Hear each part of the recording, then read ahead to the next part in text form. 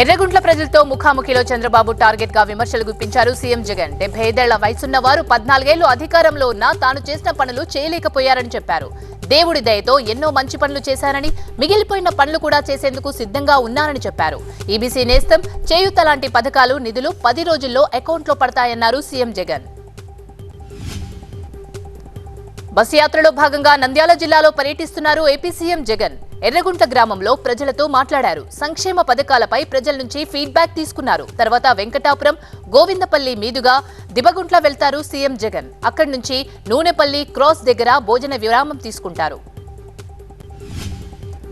CM Jagan సభ దగ్గరకు వచ్చిన TDP నేత భూమా అఖిలప్రియను అరెస్ట్ చేశారు పోలీసులు. సాగునీటి కోసం వినతిపత్రం ఇచ్చేందుకు ప్రయత్నించారు అఖిలప్రియ. అపాయింట్మెంట్ కోసం ప్రయత్నిస్తే స్పందించలేదని, అందుకే నేరుగా కలిసి వినతిపత్రం ఇచ్చేందుకు వచ్చానన్నారు. అయితే వినతిపత్రం ఇస్తే శాంతి భద్రతల సమస్య ఎలా అవుతుందన్నారు అఖిలప్రియ. భూమా అఖిలప్రియపై ఆళ్లగడ్డ ఎమ్మెల్యే గంగుల బిజేందర్ రెడ్డి తండ్రి గంగుల ప్రభాకర్ రెడ్డి హాట్ కామెంట్స్ చేశారు. ఎమ్మెల్యేగా, మంత్రిగా పనిచేసిన భూమా అఖిలప్రియకు బుద్ధి, జ్ఞానం లేదా అని ప్రశ్నించారు. ఎన్నికల కోడ్ అమల్లో ఉండగా ముఖ్యమంత్రికి ఎలా వినతిపత్రం ఇస్తారని ప్రశ్నించారు. కేవలం పబ్లిసిటీ స్టంట్ తోనే అఖిలప్రియ సీఎం దగ్గర హల్చల్ చేసిందన్నారు గంగుల.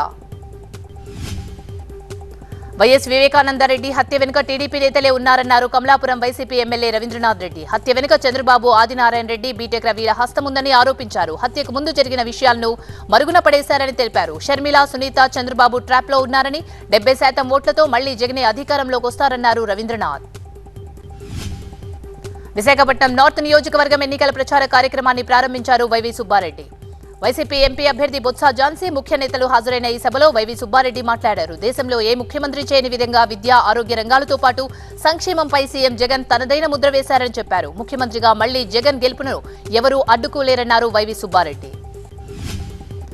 ఏపీలో కొందరు కుట్రలు చేసి తనను బయటకు పంపాలన్నారు ఎమ్మెల్యే ఎలీజా. వైసీపీలో సిట్టింగ్ ఎమ్మెల్యేగా ఉన్న తనను అవమానించడం బాధ కలిగించిందని చెప్పారు. టికెట్ ఇవ్వకపోయినా జగన్ మాటకు కట్టుబడి ఉంటానని చెప్పారు. స్థానిక నేతలు దురుసుగాతో మాట్లాడటంతో మనసు విరిగిపోయిందని చెప్పారు. కాంగ్రెస్ అధిష్టానం తనను పోటీ చేయమని చెబితే మరోసారి చింతన్పూర్ నుంచి పోటీ చేస్తానని చెప్పారు ఎమ్మెల్యే ఎలీజా. ఉమ్మడి అనంతపురం జిల్లాలో చంద్రబాబు పర్యటిస్తున్నారు. రాప్తాడు, సింగనమల, కదిరి నియోజకవర్గాల్లో పర్యటిస్తున్న చంద్రబాబు పార్టీ నేతలతో మాట్లాడుతున్నారు. రాప్తాడు బహిరంగ సభలో మాట్లాడిన చంద్రబాబు వైసీపీ తీరుపై విరుచుకుపడ్డారు.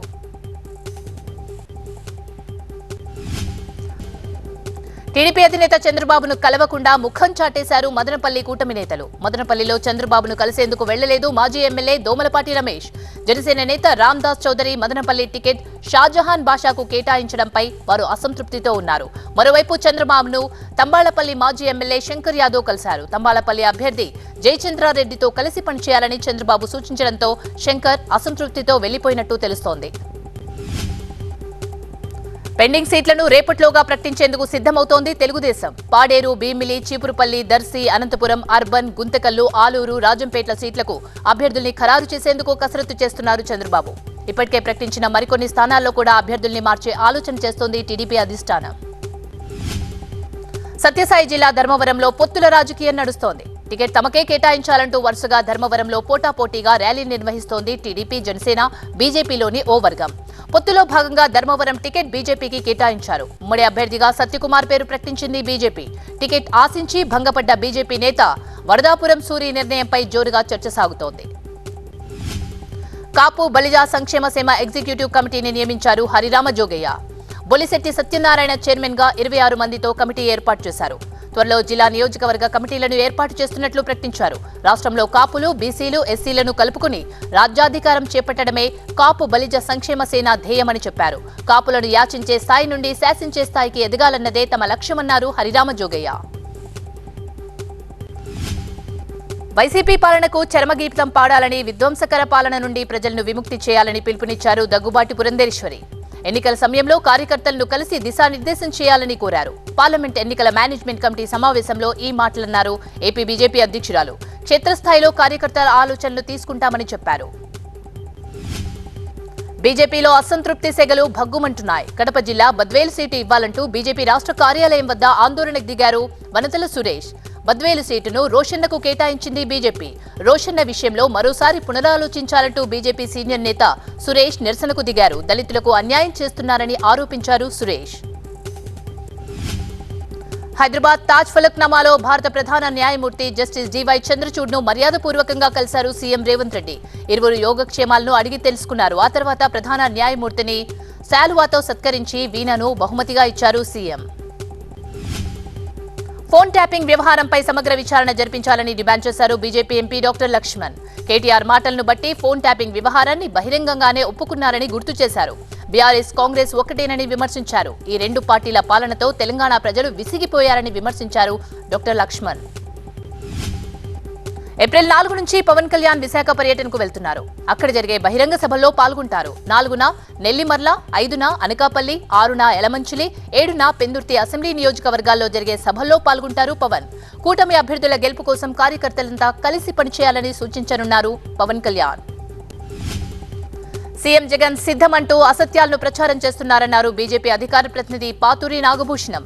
1,00,000 మందితో సభ అనుకుంటే 30,000 మంది కూడా రాలేదని చెప్పారు. పురంధేశ్వరి చేసిన వ్యాఖ్యలపై విచారణకు సిద్ధమా అని జగన్ను ప్రశ్నించారు పాతూరి.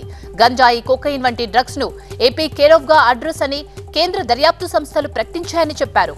ఓట్లు కొనుగోలు చేసి గెలవాలని జగన్ చూస్తున్నారని ఆరోపించారు పాతూరి. తెనాలిలో టీడీపీ ఎంపీ అభ్యర్థి కార్యాలయాన్ని ప్రారంభించారు పెమ్మసాని చంద్రశేఖర్, నాదెండ్ల మనోహర్. ఉద్యోగాలు అడిగితే గంజాయి ఇస్తున్నారని విమర్శించారు పెమ్మసాని. టీడీపీ హయాంలో పట్టుసీమ పూర్తి చేయడంతో ఈ ప్రాంతానికి తాగునీరు అందుతుందని చెప్పారు. జగన్ పాలనలో రాష్ట్రం 50 ఏళ్లు వెనక్కిపోయిందని చెప్పారు. ఇక స్పష్టమైన ప్రణాళికతో తెనాలి అభివృద్ధి చేస్తామని జనసేన నేత నాదెండ్ల మనోహర్ అన్నారు. తెనాలిలో తాగునీటి సమస్య ఉందని, ఇంటింటికి కుళాయి ఏర్పాటు చేస్తామని హామీ ఇచ్చారు జనసేన నేత. చంద్రబాబును ప్రజలు నమ్మే పరిస్థితుల్లో లేరన్నారు సజ్జల. చంద్రబాబును టీడీపీ ప్రజలు చెత్తబుట్టలో వేశారని విమర్శించారు. సభలకు జనం రాకపోవడంతో బాబుకు అసహనం పెరిగిపోయిందని చెప్పారు. అయితే అసత్య ప్రచారం చేస్తున్నారని సజ్జల ఆరోపించారు.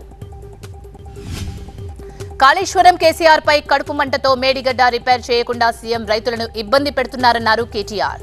ఇది కాలం చెల్లిన కరువు కాదు, కాంగ్రెస్ తెచ్చిన కరువు అన్నారు కేటీఆర్. ఢిల్లీకి, హైదరాబాద్ కి తిరగడం తప్ప రైతులను పరామర్శించే సమయం రేవంత్ కు లేదని విమర్శించారు కేటీఆర్.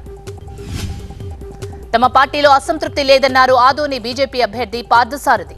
ఒంటరిగా పోటీ చేయాలనుకుంటే కేంద్రం పొత్తుల దిశగా వెళ్లిందన్నారు.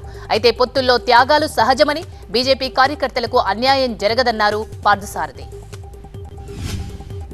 జగన్ మరోసారి సీఎం చేసేందుకు జనం సిద్ధమయ్యారన్నారు మంత్రి విశ్వరూప్. కోనసీమ జిల్లా అమలాపురంలో విఘ్నేశ్వర స్వామిని దర్శించుకుని ప్రత్యేక పూజలు చేసి ఎన్నికల ప్రచారం ప్రారంభించారు. శ్రీశైలం మహాక్షేత్రంలో ఉగాది వేడుకలకు అధికారులతో సమీక్ష నిర్వహించారు పెద్దిరాజు. ఏప్రిల్ 6 నుంచి 10 వరకు జరిగే వేడుకల్లో భక్తులకు కల్పించే సౌకర్యాలపైన సూచనలు చేశారు.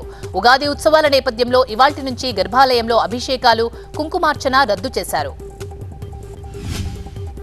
సిద్దిపేట జిల్లా బెజ్జంకి మండలం గూడెం గ్రామానికి చెందిన 16 దళిత కుటుంబాలు తహసీల్దార్ ఆఫీసు ఎదురుగా దీక్షకు దిగారు. అనర్హులకు కేటాయించిన భూమిని ఉపసంహరించుకుని అర్హులకు ఇవ్వాలని వారు డిమాండ్ చేస్తున్నారు. పెద్దపల్లి జిల్లా సుల్తానాబాద్ మున్సిపాలిటీలోని సుగ్లాంపల్లి, శ్రీరాములపల్లి వాగు కబ్జాకు గురవుతుందని ఆరోపిస్తున్నారు స్థానికులు. రియల్టర్లు వాగును ఆక్రమించుకోవడం వల్ల వరదలు వస్తే పంటలు మునిగే అవకాశం ఉందని రైతులు ఆందోళన చెందుతున్నారు. వాగు ఆక్రమణపై మున్సిపల్ అధికారులకు ఫిర్యాదు చేశారు. మంచిర్యాల జిల్లా బెల్లంపల్లిలో ఎన్నికల సంఘం ఆధ్వర్యంలో ఫైకే రన్ నిర్వహించారు. పాత బస్టాండ్ నుంచి ఏఎంసీ గ్రౌండ్ వరకు కొనసాగిన ర్యాలీకి అధికారులు, యువత ఉత్సాహంగా హాజరయ్యారు. అనంతరం ఓటు హక్కు వినియోగించుకుందామంటూ విజ్ఞప్తి చేశారు. నిజామాబాద్ జిల్లా ఆర్మూర్లో ఓటు విలువలను చాటుతూ అధికారులు ఫైకే రన్ చేశారు. మామిడిపల్లి చౌరస్తా నుంచి అంబేద్కర్ రోడ్డు వరకు సాగిన ర్యాలీలో విద్యార్థులు, యువత ఉత్సాహంగా పాల్గొన్నారు. ప్రకాశం జిల్లా గుండ్లకమ్మ డ్యాం దగ్గర మొసలి కనిపించింది. చేపల కోసం వల వేస్తే భారీ మొసలి చిక్కడంతో మత్స్యకారులు వణికిపోయారు. వెంటనే డ్యాం అధికారులకు సమాచారం అందజేశారు. మొసలి నాగార్జునసాగర్ నుంచి ప్రవాహంలో కొట్టుకొచ్చిందని చెబుతున్నారు. హైదరాబాద్ కాటేదాన్లోని బిస్కెట్ ఫ్యాక్టరీలో చెలరేగిన మంటలు ఇంకా అదుపులోకి రాలేదు. మంటల ధాటికి 3 అంతస్తుల భవనానికి పగుళ్లేర్పడ్డాయి. భవనం పిల్లర్లు ఎక్కడికక్కడా కుంగుతున్నాయి. ఇప్పటికే ఓ ఫ్లోర్ కూలిపోయింది. తమిళనాడులోని తేని లోక్సభ నియోజకవర్గం నుంచి డీఎంకే తరపున నామినేషన్ దాఖలు చేశారు తంగా తమిళిసెల్వం. వేలాదిగా తరలివచ్చిన అనుచరులతో కలిసి 2 సెట్లతో నామినేషన్ పత్రాలు సమర్పించారు. మధ్యప్రదేశ్ భోజ్శాల మసీద్ కాంప్లెక్స్ లో కోర్టు ఆదేశాలతో వారం రోజులుగా పురావస్తు శాఖ అధికారులు సర్వే కొనసాగుతోంది. కాంప్లెక్స్ లో హిందూ ఆలయం ఆనవాళ్లు ఉన్నాయన్న పిటిషన్ను విచారించిన కోర్టు నిజాలు తేల్చాలంటూ పురావస్తు శాఖను ఆదేశించింది. ఉత్తరప్రదేశ్ గజియాబాద్ లో ఇద్దరు మోసగాళ్లను అరెస్ట్ చేశారు పోలీసులు. విదేశాల్లో ఉపాధి కల్పిస్తామంటూ మాయమాటలు చెప్పి అన్నదమ్ములు లక్షల్లో దోచుకున్నట్లు గుర్తించారు. వీసాలు, పాస్పోర్ట్ల పేరుతో దగా చేస్తున్నట్లు చెప్పారు డీసీపీ నిమేష్ పాటిల్.